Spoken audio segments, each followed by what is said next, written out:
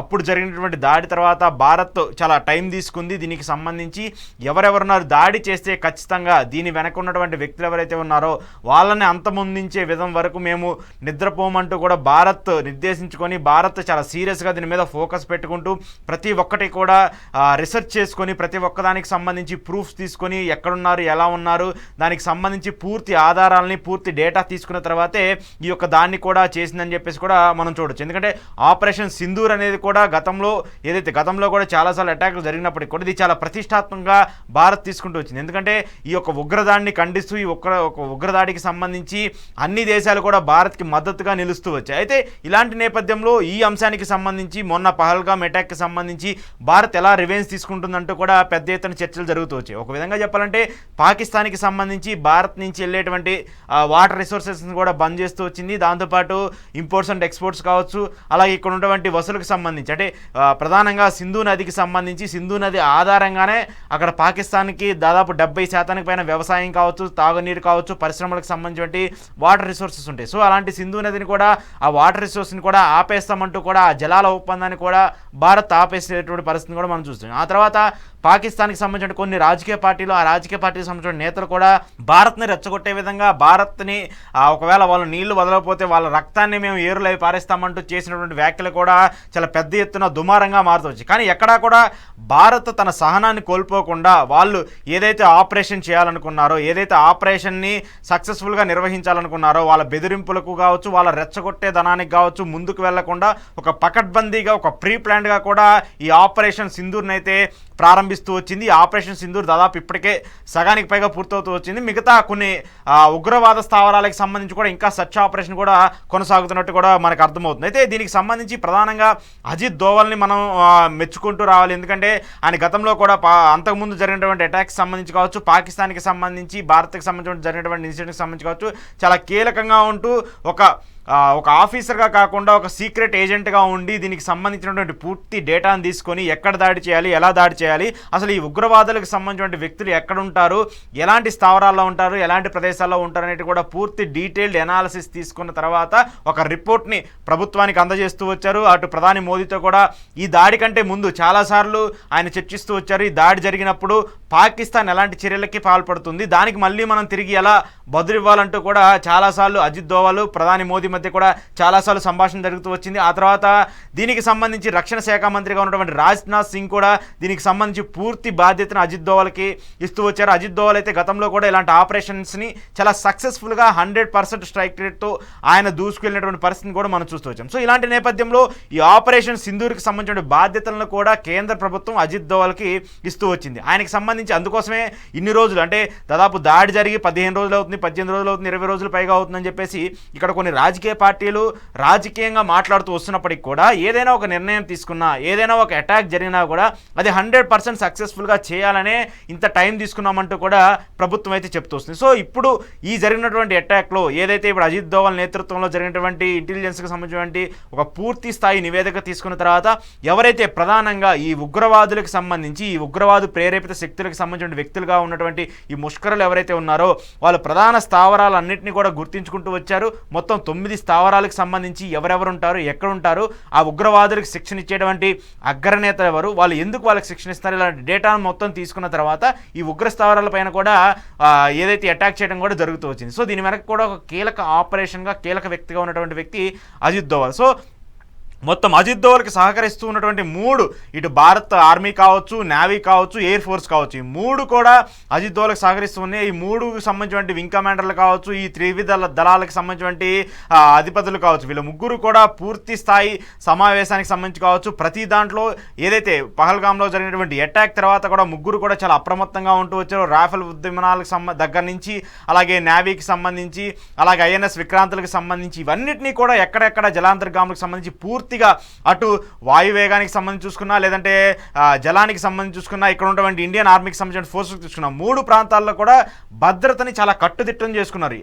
ఎలాంటి అటాక్స్ జరిగినా కూడా అటు పాకిస్తాన్ నుంచి కావచ్చు లేదంటే ఇంకా వేరే వాళ్ళకి సంబంధించి ఇతర దేశాల నుంచి మద్దతు కోరాలని చెప్పేసి పాకిస్తాన్ ఎంత ప్రయత్నించినప్పటికీ కూడా వాళ్ళ మద్దతు దొరకపోయినప్పటికీ కూడా పాకిస్తాన్ మాత్రం ఎక్కడా కూడా రెచ్చగొట్టే చర్యల్ని రెచ్చగొట్టే ధోరణి అయితే ఎక్కడా కూడా మానుకోలేదు. భారత్ మీద ప్రతిసారి కూడా రెచ్చగొట్టే విధంగా మాట్లాడుతూనే వస్తుంది. సో ఇలాంటి నేపథ్యంలో ఈ ముగ్గురు ముగ్గురు కూడా ఏకమయ్యి, ముగ్గురు కూడా ఒక శక్తిగా ఫామ్ అయ్యి ఈరోజు జరిగినటువంటి సింధూర్కి సంబంధించినటువంటి ఏదైతే ఆపరేషన్ ఉందో ఆ ఆపరేషన్ కూడా సక్సెస్ఫుల్గా విజయవంతంగా కూడా చేయటంలో కీలక పాత్ర పోషించారనేది కూడా మనం ఖచ్చితంగా చెప్పుకోవచ్చు. అయితే ఇక్కడ ప్రధానంగా ఈ యొక్క ఏదైతే పహల్గామ్ అటాక్కి సంబంధించి, పహల్గామ్లో ప్రాణాలు కోల్పోయినటువంటి వ్యక్తులు ఎవరైతే ఉన్నారో వాళ్ళ అటాక్కి సంబంధించి, ఆ యొక్క ఇన్సిడెంట్కి సంబంధించి, ఆ యొక్క ఇష్యూకి సంబంధించి కీలక వ్యక్తిగా ఉన్నటువంటి మసూద్ ఎవరైతే ఉన్నారో ఆ వ్యక్తిని కూడా ఈ యొక్క అటాక్లో చనిపోయారంటూ కూడా కొంత చర్చలు అయితే జరుగుతున్నాయి. అయితే దీనికి సంబంధించి పూర్తిగా నిర్దేశించింది అయితే ఎక్కడా కూడా కనిపించలేదు. దీని మీద ఇంకా పూర్తి స్థాయిలో ఇన్ఫర్మేషన్ అయితే రావాల్సి ఉంది.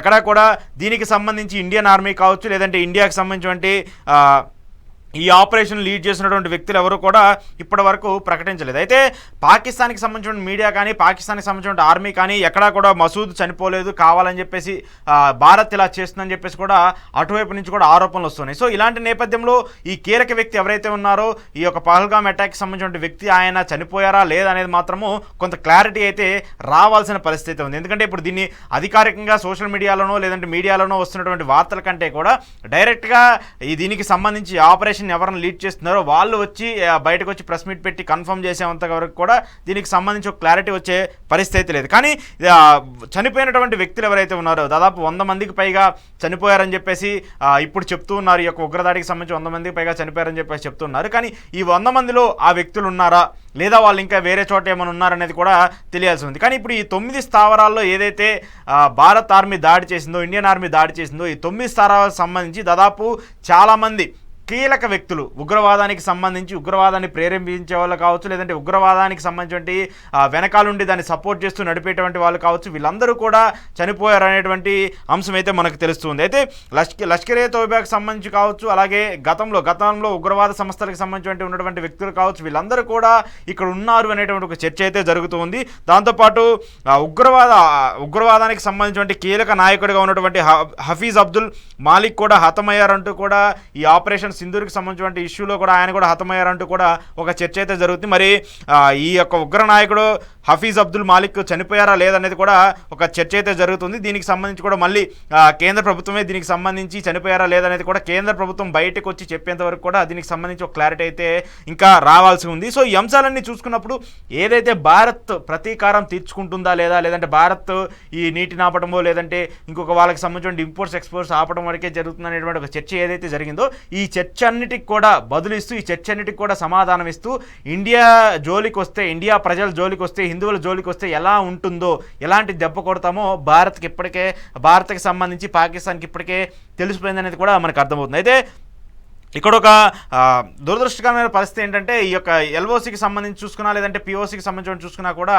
ఇక్కడ భారత్ ఈ దాడి చేసినటువంటి నేపథ్యంలో ఇక్కడ ఉన్నటువంటి మన భారత్కి సంబంధించి చూసుకున్నా అలాగే పాకిస్తాన్కి సంబంధించి చూసుకున్నా ఏదైతే అక్కడ భద్రతకి సంబంధించినటువంటి అంశాలని కూడా పాకిస్తాన్ ఆర్మీ ఉల్లంఘించింది. పాకిస్తాన్ ఆర్మీ ఈ యొక్క దాడి జరిగినటువంటి నేపథ్యంలో అక్కడ విచక్షణారహితంగా కాల్పులు జరిగేటువంటి సమయంలో దాదాపు 10 మంది అక్కడ ఉన్నటువంటి ఆ ప్రదేశంలో నివసించేటువంటి వ్యక్తులు కూడా చనిపోయినట్టు కూడా ఇప్పుడు దీనికి సంబంధించినటువంటి ఆర్మీ అయితే ఒక ప్రకటన అయితే చేస్తూ వచ్చింది. ఈ యొక్క సంబంధించి దాదాపు మొత్తం 10 మందికి పైగా చనిపోయారు. ఇంకా ఈ మృతులు కూడా పెరిగే అవకాశం ఉందంటూ కూడా మనకు తెలుస్తుంది. అయితే ఈ అంశాలన్నీ చూసుకున్నప్పుడు ఈ యొక్క ఉగ్రదాడికి సంబంధించి పాకిస్తాన్ మాత్రం ఖచ్చితంగా చర్యలు తీసుకునేందుకు కూడా కొంత టైం తీసుకోబోతుంది, లేదంటే వాళ్ళు కూడా ఖచ్చితంగా భారత్ మీద అటాక్ చేస్తారంటూ కూడా కొన్ని చర్చలు జరుగుతున్నాయి. ఎందుకంటే వాళ్ళు ఖచ్చితంగా ఉగ్రవాదానికి ప్రేరేపిస్తూ ఉగ్రవాదాన్ని సపోర్ట్ చేస్తూ వస్తున్నారు. గతంలో కూడా చాలాసార్లు పాకిస్తాన్ కూడా ఉగ్రవాదులకు సంబంధించి వాళ్ళు కూడా మాట్లాడుతూ వస్తున్నటువంటి నేపథ్యంలో ఇప్పుడు ఈ ఇష్యూకి సంబంధించి ఖచ్చితంగా 10 మంది ఎవరైతే సామాన్య వ్యక్తులు ఉన్నారో, అక్కడ నివసించేటువంటి ప్రజలు ఎవరైతే ఉన్నారో అక్కడ విచక్షణారహితంగా పాకిస్తాన్కి సంబంధించిన వాళ్ళు కాల్పులు జరగడము, ఈ 10 మంది చనిపోవడంతో కొంత పాకిస్తాన్ ఆర్మీ ఆ చర్యలను కూడా ఉల్లంఘించింది అనేది కూడా చెప్తూ ఉన్నారు. సో ఖచ్చితంగా దానికి కూడా ప్రతీకారం తీర్చుకుంటామంటూ కూడా భారత్ ఆర్మీ కూడా చెప్తుంది. సో ఇలాంటి నేపథ్యంలో పాకిస్తాన్ బోర్డర్ నుంచి ఉన్నటువంటి రాష్ట్రాలు ఏవైతే ఉన్నాయో, గుజరాత్ కావచ్చు, పంజాబ్ కావచ్చు, జమ్మూ కాశ్మీర్ కావచ్చు, అలాగే మిగతా ప్రాంతదేశాలకు సంబంధించి ఎల్ఓసికి సంబంధించి కావచ్చు, అలాగే పిఓసికి సంబంధించి ఉన్నటువంటి ప్రాంతాలన్నింటినీ కూడా పూర్తి స్థాయి రక్షణకి సంబంధించి కూడా కీలకంగా ఉండాలంటూ కూడా అమిత్ షా కూడా ఇప్పటికే దీనికి సంబంధించి ఒక ప్రకటన చేస్తున్నారు. ఆర్మీకి సంబంధించి అధికారులకు సంబంధించి సెలవులను కూడా ఇమీడియట్గా రద్దు చేస్తున్నట్టు కూడా అమిత్ షా తెలుపుతూ వచ్చారు. ఎందుకంటే ఈ యొక్క బీఎస్ఎఫ్ సంబంధించి బోర్డర్ సెక్యూరిటీ ఫోర్సెస్కి సంబంధించి ఏవైతే ఉన్నాయో వాళ్ళకు కూడా సెలవులను కూడా రద్దు చేస్తున్నట్టు కూడా అమిత్ షా ఇప్పటికే ప్రకటించారు. సో ఈ 3 రాష్ట్రాలకి సంబంధించి పాకిస్తాన్ సరిహద్దుల్లో ఉంటాయి కాబట్టి, పాకిస్తాన్కి క్లోజ్గా ఉంటాయి కాబట్టి అక్కడ బోర్డర్ సెక్యూరిటీని కూడా అలర్ట్ చేస్తూ వచ్చారు. ఒకవేళ పాకిస్తాను కాశ్మీర్కి సంబంధించి పిఓసికి సంబంధించిన దాడులు చేయకుండా కావాలని కుట్రపూరితంగా భారత్కి సంబంధించి భారత ప్రజలకు సంబంధించి అటాక్ చేయాలని చూసుకుంటే ఒకవేళ అక్కడ కూడా సెక్యూరిటీని టైట్ చేస్తున్నామంటూ కూడా ఇప్పటికే చెప్తూ వస్తున్నారు.